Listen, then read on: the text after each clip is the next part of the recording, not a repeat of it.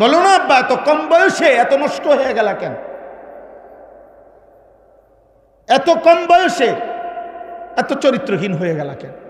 এত অল্প বয়সে এত নারী দেখো কেন? এত ছবি দেখো কেন? এত উলঙ্গ দৃশ্য দেখো কেন?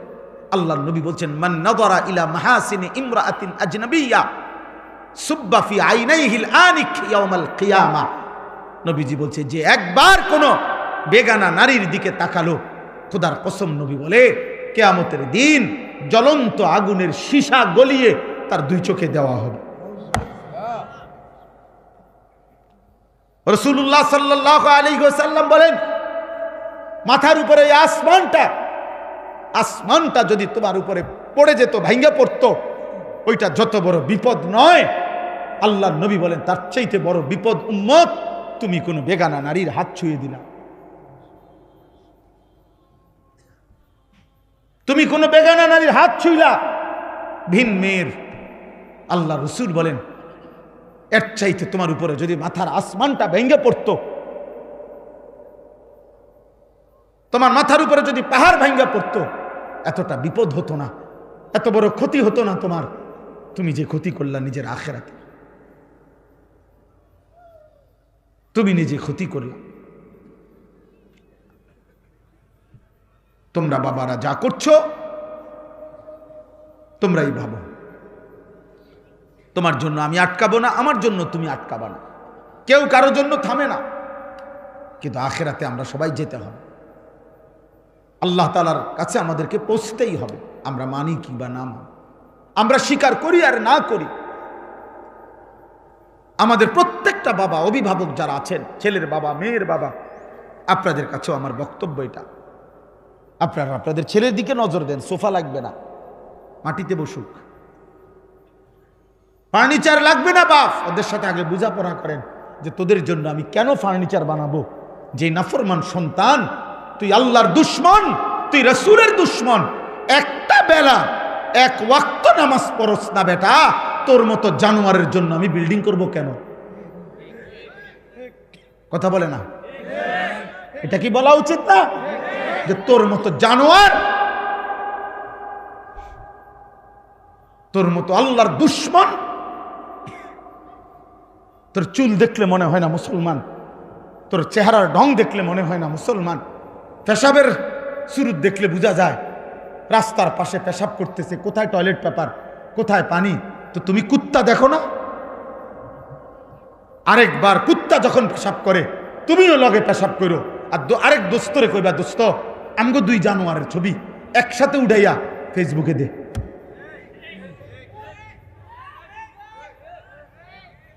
বলে দুজনের ছবি একসাথে উঠা, আমরা দুইজন একই, ওরও কোনো পানি নেয় না, ও টয়লেট পেপার ব্যবহার করে না, আমিও করি না, যা মিলছে ভালো। তুমি মুসলমান না? তোমার রক্তে ঈমান নাই? তুমি আল্লাহর কাছে যাবা না আব্বা? আহাসিবান নাসু আন ইউতরাকু আন ইয়াকুলু আমান্না ওয়া হুম লা ইফতানুন। আল্লাহ বলে, লোকেরা তোমরা কি ভেবেছো শুধু বলবে আমি মুমিন? তুমি শুধু জবান দিয়ে একবার বলবা আমি মুসলমান, আর আমি আল্লাহ ইমানের পরীক্ষা না নিয়ে আমি বুঝি তোমার এমনে এমনে ছেড়ে দেব? তুমি কি এই ভেবেছো? কি মনে করছো? আল্লাহ বলেন, আয়াহসাবু আল্লান ইয়াকদিরা আলাইহি আহাদ। আল্লাহ বলেন, নাফরমান বান্দা কি ভেবেছে যে তার উপরে কারো কোনো শক্তি নাই, ক্ষমতা নাই? এত মিথ্যা, এত চুরি, এত জিনা, এত ব্যভিচার, এত সুদ, এত ঘুষ, এত কিস্তি, কোনো সমস্যা নাই। 30 বছর সমান তালে সুদ খায়, প্রত্যেক দিন নর্তকী দেখে, নাচ দেখে, 60 বছরও বিড়ি খায়, কথায় কথায় গালি দেয়, 2 নম্বরই 6 নম্বরই রোজগার, বাটপারি, চিটারি আর হারাম উপার্জন, কিন্তু কোনো রোগ নাই, ব্যাধি নাই, বিল্ডিং করতে আছে, খড় খাইতেছে, ঘুমাইতেছে। আল্লাহ রাব্বুল আলামিন মনে বলেন, তুমি কি ভেবেছো তাহলে তোমার উপরে কারো কোনো শক্তি নাই? এমনভাবেই বুঝি তুমি শেষ হবা। কেউ তোমাকে কিছুই বলবে না, কেউ তোমারে কোনোদিন হিসাব চাইবে না। আল্লাহ বলে, না বান্দা, বড় বেশি ভুল করেছো, তুমি আর জানা উচিত ছিল 24 ঘন্টা ওয়ালাদাইনা কিতাবুন ইয়ানতিকু বিল হক, আমি আল্লাহর পক্ষ থেকে আমলনামার ফেরেশতা 24 ঘন্টা তোমার পাশে আছে। যারা তোমার আমলনামা যখন চালাই, সাতবক জমিনের নিচে আমি ওই মুহূর্তেই চালাই। হিমালয় পর্বতের চূড়ায় যখন আমি রিজিক দেই, আটলান্টিক মহাসাগরের নিচে আমি তখনই রিজিক দেই।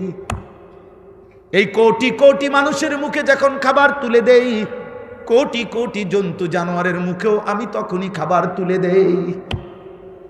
মায়ের পেটে যখন আমি বাচ্চা বানাই, তো কোটি কোটি জন্তু জানোয়ারের পেটেও আমি তখন বাচ্চা বানাই।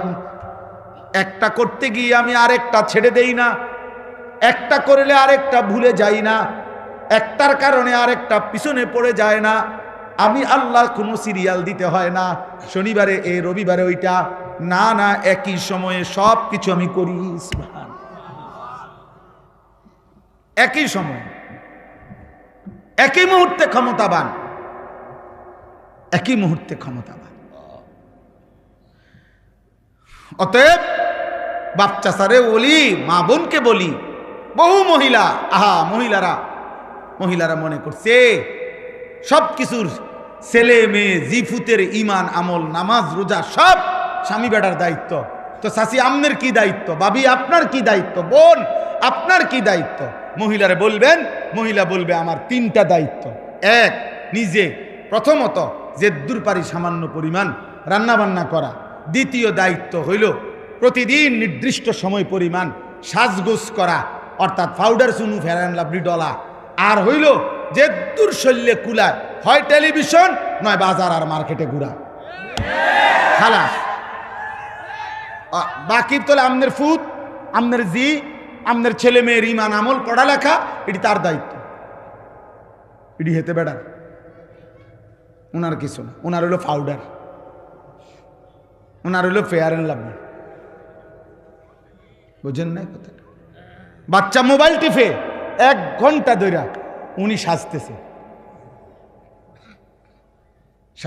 বাচ্চা নিজে নিজে বসে টেলিভিশন দেখতেছে, রিমোট টিপতেছে, ওর যেটা মন চায় ওইটা দেখতেছে। এবড়ি বইয়া বইয়া ওই হে ঘরের উত্তরের ঘরের পশ্চিম হিস্যার বাবির লগে গপ মারে। এই শুধু কি করছে, 1 ঘন্টা লাগাইয়া বুড়ি এই 3 পিসের কালার এটা দেখাইছে, যে এটা কিনতে গিয়া পুরাটা মার্কেটের কতগুলো বেডইতের লগে কথা কইতে হইছে। এটা কোনো জানতেন কথা না। একটা 3 পিস কিনা কোনো ছোট হাঁটো বিষয় না। বহুত তর্ক কইরা বোন তে বেটা দেয় না, আমি কেবল কই 300, হেতে কয় 600, মুলাইতে মুলাও এত মুলা না, আমি যত মুলাইছি। হ্যাঁ, মুলাও ফচ্চা গেল হইলে, মানে ক্ষেতের মুলা এবুড়ি যা মুলানি মুলাইছে। আস্তাগফিরুল্লাহ। হাই বোন, কি বললা? তোমার ছেলে তো নষ্ট হয়ে যাচ্ছে, তোমার মেয়ে তো নষ্ট হয়ে যাচ্ছে, তোমার ছেলে তো সারা রাত উলঙ্গ ছবি দেখে, তোমার মেয়ে তো আরেক ছেলের সাথে হারাম প্রেমের নামে অবৈধ সম্পর্ক করে চরিত্র, ইজ্জত, সতীত্ব নষ্ট করে দিছে। তুমি মায়ের খবরও তো নাই। চরিত্রহীন ছেলে দিয়া মা তুমি পরিচয় দিবা কেমনে? চরিত্রহীন মেয়ে দিয়ে তুমি পরিচয় দিবা কেমনে? দুনিয়ায় বলবা কি, আখেরাতেই বলবা কি? আখেরাতেই বলবা কি? আল্লাহ আমাদেরকে হেফাজত করে। এই পৃথিবীর সবাই জানে এটা তো অরাফুল আশজার বিল আসমার। এই পৃথিবীর একটা প্রবাদ সবাই জানে, বাংলা ভাষায় এটার ব্যবহার আছে। বৃক্ষ তোর নাম কি, ফলে পরিচয়, এটা বলে না? তো এখানেও তো কথা এটা। বাবা মা আপনার জীবনের অর্জন আপনার জিফুত দেখলে তো বোঝা যায়, আপনার সন্তান দেখলে তো বোঝা যায় আপনার অবস্থাটা কি, আপনি করছেনটা কি। আল্লাহ আমাদেরকে হেফাজত করেন। অতএব আমি সকলকে বললাম, দোস্ত, এই শুধুমাত্র একটা মাহফিলের মাকসাদ এটা যেন না হয় যে লোক হয়েছে, এই শুধু এই কথার উপরে যেন একটা মাহফিল শেষ না হয়। কথাটা বোঝেন নাই আমার? এই কথার উপরে যে লোক হয়েছে, তো লোক হয়েছে আজকে, হ্যাঁ হয়েছে, মনে করেন অনেক লোক হয়েছে, জায়গা হয় নাই, কিছু লোক শেষ পর্যন্ত দাঁড়াইয়া ছিল, এইটা বলছি আমরা, বা কালকে বললো, তো এরপরে কি হয়েছে? ওনার নাম কি, ভাইয়ের নাম কি জানো? মনির ভাই। এখন মনির ভাইরে যেহেতু লোক হয়েছে আজকে, অতএব কালকে সকাল থেকে মনির ভাইরে মাথা তালগি দিয়া রাধিকার থেকে ব্রাহ্মণবাড়িয়া বিশ্ব রোড পর্যন্ত গিয়া বিশ্ব রোড 4 রাস্তার মাথা হোতা দিয়ে আইবেন। আপনারে আমরা খুশি হইয়া যেহেতু আপনার মাহফিলের লোক হয়েছে, আপনার আমরা এই মর্যাদা দিলাম গ্রামবাসী, আপনারে ফিকাফে কইরা পুরা গ্রাম ঘুরাইলাম নাকি বলেন? এটা কি, এটা করবে কি সে? অতএব দোস্ত আমার, আমি এটা বুঝি না। আমি বুঝি যে কলিজার অবস্থা কি, হৃদয়ে কোনো অনুভূতি হয়েছে কিনা, কারো বিবেক জাগলো কিনা, কারো বিবেক জাগলো কিনা। আহা, আমাদের প্রত্যেককে কোরআনুল কারীমের মধ্যে আছে। প্রিয় ভাই, আমি শেষ করে দিচ্ছি, আমার একটা আয়াত আমি শুধু পড়ছি, এটা পড়ার জন্য বলার জন্য এতগুলো কথা বলছি। কোরআনুল কারীমের মধ্যে আছে সূরা নিসার আরেকটা আয়াত। আল্লাহ কোরআনে বলছে, ফাকাইফা ইদা জিনা মিন কুল্লি উম্মাতিন বিশাহিদ ওয়া জিনা বিকা আলা হাউলাই শাহিদা। আমার এই শেষ কথাটা 5টা মিনিট শোনো ভাই, বাবা আপনারাও শোনেন, পর্দার আড়ালের মারাও শোনেন। কোরআনুল কারীমে আল্লাহ বলছে, বন্ধু আপনি কি জানেন প্রত্যেক নবীর সামনে তার উম্মতের আমলনামা ওই নবীকে সামনে রেখেই খোলা হবে, এবং আপনি মুহাম্মদ, আপনি রাসূল, আপনি বন্ধু, আপনি নবী সাল্লাল্লাহু আলাইহি সাল্লাম, আপনাকে সামনে রেখেও আপনার উম্মতের আমলনামা খোলা হবে। আল্লাহর কসম, আমরা হাদিসে পড়ছি বাবা, এই আয়াত, এটা সূরা নিসার 40 নম্বর আয়াত, কোরআনুল কারীমের 4 নম্বর সূরা। এই আয়াতটা নবীজির একজন সাহাবী হযরত আব্দুল্লাহ ইবনে মাসউদ যখন পড়ছেন, তখন নবীজির সামনে, তো নবীজি বলছেন, এই আয়াত পড়ার পরে ওই সাহাবীকে বলছেন, হাসবুক, থামো। তো উনি তো মাথা নিচের দিকে নামাইয়া নবীজির সামনে পড়তেছিলেন কোরআন শরীফ। এই আয়াতের কাছে আইসা নবীজি বলছে, থামো, হাসবুকাল আন, এখন থামো। একেবারে পরিষ্কার হাদিসের শব্দ, রিয়াজুস সালিহিন কিতাবে আমি পড়ছি। নবীজির সাহাবী আব্দুল্লাহ ইবনে মাসউদ তিনি বলেন, আমি থেমে গেলাম, এবার মাথা উঠাইয়া নবীজির চেহারা মুবারকের দিকে তাকাইলাম। আল্লাহর কসম, তিনি বলেন, ফাইদা আইনাহু তাদরিফান, আমি দেখতে পেলাম আল্লাহর নবীর 2 চোখ থেকে অঝরে পানি ঝরছে। নবী আমার অঝরে কাঁদতেছেন। তো মুহাদ্দিসিন লিখছে, কেন কাঁদতেছেন নবী? এই আয়াত এটা শুননা কেন কাঁদলেন, এভাবে কাঁদলেন কেন? তো উত্তর হইল, ওই যে কথাইটা যে আল্লাহ বলছে যে বন্ধু আপনাকে সামনে রেখেও আপনার উম্মতের আমলনামা খোলা হবে। তো আল্লাহর নবী ঠিক ওই মুহূর্তে কাঁদতেছিলেন আর ভাবতেছিলেন, হায়, আমার সামনে যদি আমার উম্মতের আমলনামা খুলে, আর গুনার নাফরমানির কারণে আমার উম্মত যদি আমার বেইজ্জতি করে, আমি আমার মালিকের কি বলব? আমার নাম যখন খুলবে, আনিসুর রহমান 30 বছর ধরে সুদ খাইছে। আনিসুর রহমান 60 বছর বয়সেও বিড়ি সিগারেট খাইতো। আনিসুর রহমান 365 দিনের 1 বছরে কোনো দিন ফজরের নামাজ পড়ে নাই। আনিসুর রহমান তার স্ত্রী ছেলে মেয়ে কেউ পর্দা করত না। আনিসুর রহমান তার ঘরের মানুষ ছিল 8 জন, আল্লাহর কোরআন পড়তে পারত না একজনও। আনিসুর রহমান 60 বছরও যে মৃত্যু পর্যন্ত গালি ছাড়া কথা বলতো না। এই আমলনামা যখন নবীজি দেখবেন, তখন খোদার কসম কিতাবে আছে নবীজি তখন কাঁদবেন। আর কাঁদতেছে তো দুনিয়াতেই কাঁদতেছে, তখনই তো কাঁদছেন। কেঁদে কেঁদে বলবেন, উম্মত তুমি আমার উম্মত, আমার এই শ্রেষ্ঠ নবীর শ্রেষ্ঠ উম্মত, এটা তুমি আমার তায়েফের রক্তের কথা শোনো নাই? তুমি আমার উহুদের দান শহীদ করা কথা শোনো নাই?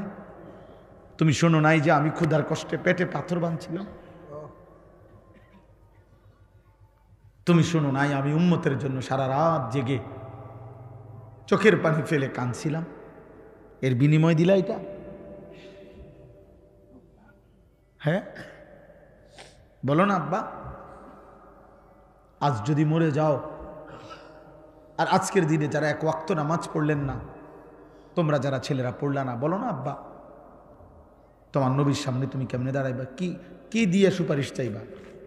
সুপারিশের জন্য কোনো কাগজপত্র লাগবে না, সুপারিশের কোনো নিয়ম কানুন নাই। আপনি বিড়ি খাইতে খাইতে ব্যস্ত যাবেন গা, আপনি সুদ টাকা গুনতে গুনতে ব্যস্ত চলে যাবেন? চলেন, খালাস, যার যা মনে চায় করেন, কোনো অসুবিধা নেই। কারো জন্য কেউ আটকাবে না, কারো দুনিয়াই থেমে যাবে না। সুখের দুনিয়াও শেষ হয়, দুঃখের দুনিয়াও শেষ। হাসলেও মরে যায়, কাঁদলেও মরে যায়। বাসর রাতও ভোর হয়, ফাঁসির রাতও ভোর হয়। অতএব দোস্ত আমার, তুমিও চলে যাবা, আমিও চলে যাব, বাবাও যাবে গা, ছেলেও চলে যাবে, দাদাও যাবে, নাতিও যাবে। ফেরাউনও মরে গেছে, আব্দুল কাদের জিলানিও মরে গেছে, মারা যায় নাই? কথা বলে না কেন? অতএব ইমানদারেরও মৃত্যু হবে, নাফরমানেরও মৃত্যু হবে, কিন্তু এক জায়গায় দেখা হবে সবার। সেদিন বুঝবো আমরা করেছিলাম কি, উচিত ছিল কি। ফাকাইফা ফাকাইফা, নবীজিকে আল্লাহ বুঝে। বন্ধু বলেন না, কেমন হবে সেদিন, যেদিন আপনার সামনে আপনার উম্মতের আমল নামা খুলব, আপনি দেখবেন। আল্লাহ আমাদেরকে মাফ করে দেন। আল্লাহ তাআলা বলেন, আকিমিস সালাতা লিদুলুকিশ শামসি ইলা গাসাকিল লাইল। আল্লাহ বলেন, হে বন্ধু, আপনি আপনার অনুসারীদেরকে নিয়ে দ্বীপ প্রহরের সূর্য, দুপুরের সূর্য যখন হেলতে শুরু করে, তারপরে যেই নামাজের ওয়াক্ত শুরু হয়, সেটা কোন নামাজ? জোহর। ওই জোহর থেকে শুরু করে পূর্ণভাবে সন্ধ্যার সূর্য ডুবার পরে, যখন রাত পূর্ণভাবে অন্ধকার শুরু হয়, ওই পর্যন্ত যেই নামাজ, কোন নামাজ? এশার নামাজ। তাহলে জোহর থেকে এশা কয় ওয়াক্ত হইল? 4 ওয়াক্ত। আপনি আপনার অনুসারীদেরকে নিয়ে এই 4 ওয়াক্ত নামাজ পড়ুন। তাহলে বাদ রইল ফজর, বাদ রইল ওয়া কুরআন আল ফজর, এবং বিশেষভাবে ফজরের নামাজ পড়ুন। এই আল্লাহ এভাবে বলছেন। তাহলে বিশেষভাবে ফজরের নামাজ পড়তে বলছে না জুমার নামাজ?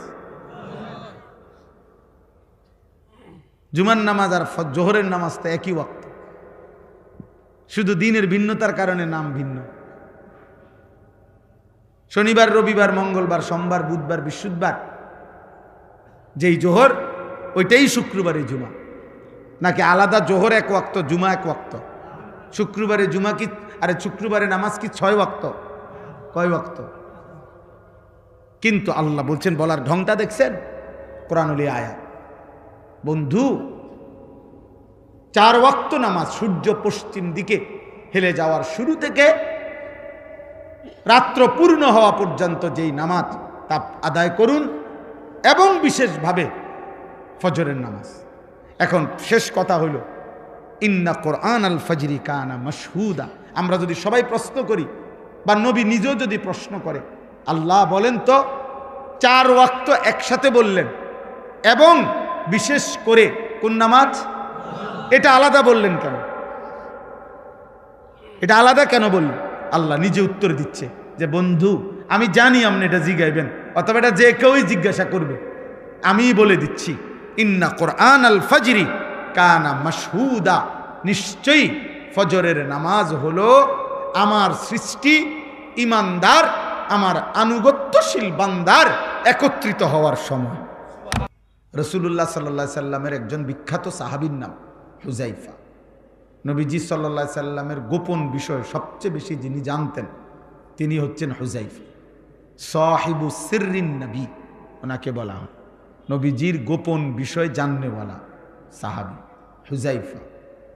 কিয়ামতের পূর্বে কি কি হবে, এইগুলা যে সমস্ত সাহাবারা বর্ণনা করছেন নবীজির থেকে, তন্মধ্যে সবচেয়ে বেশি বর্ণনা করছেন এই সাহাবা হুযায়ফা, কিয়ামতের আলামত। এরপরে গুনাহ এবং জাহান্নামে যাইতে হবে, পাপ বলতে যা বুঝায়, যে জিনিস ক্ষতিকর আমাদের ঈমান আমলের জন্য, গুনাহ পাপ, এগুলো সবচেয়ে বেশি খুঁটা খুঁটা বারবার জিগাইছেন নবীজির কাছে, জেনে নিছেন যিনি, উনি হুযায়ফা, এই সাহাবী।